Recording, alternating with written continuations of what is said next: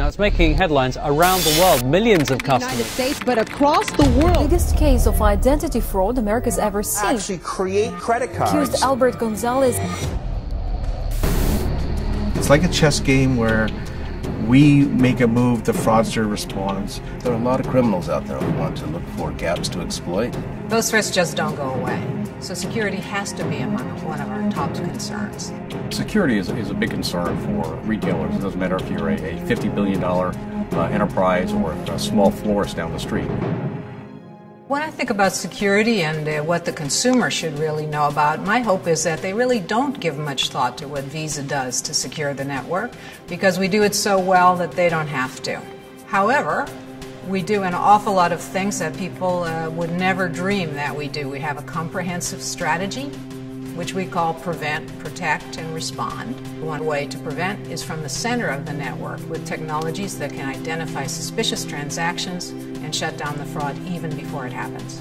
So from the moment a consumer steps up to a point-of-sale terminal and swipes their card, we're able to put artificial intelligence right in the middle of that transaction and have it risk evaluate that transaction as it's flowing through us, which are at the core of what advanced authorization is. Last year, advanced authorization was able to accurately identify over $1.5 billion in fraud loss. カード情報セキュリティというのは国際ブランドの努力だけでは成し得ることができません。 In my mind, it's a shared responsibility, shared by all participants, whether that's the brands, whether it's the issuer, the acquirer, the merchant, or even the cardholder. And Visa has to play a very large role in that and play a leadership role in terms of collaboration, in terms of coordination, providing the right tools, providing the right education and awareness.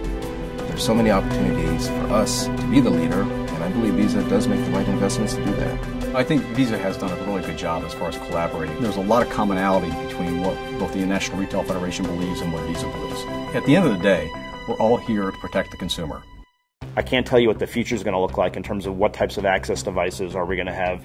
But what I do know is that we'll have none of this if we don't continue to drive the security message, the reliability message, and the privacy message that put the consumer at the heart of commerce. And so while I want to be on the bleeding edge from an innovative perspective to own the innovation message, I think it's grounded always in the core things that we do. Every time our creative folks come up with a new product, a new channel, a new stakeholder, a new direction, we're right there in lockstep with them. I think the real proof is in the fact that as we even bring on these new transactions and bring on these new consumers and merchant environments, that we're still at historic lows as it relates to fraud rates. And I think that speaks to the testament of the power of the network. Our global fraud rates today are down to 5 cents per every $100 transacted. When you have billions of cardholders, tens of millions of merchants, new devices, you need to evolve your management practices, you need to evolve your standards, your technologies. We continuously challenge ourselves and go back to the drawing board all the time. Be able to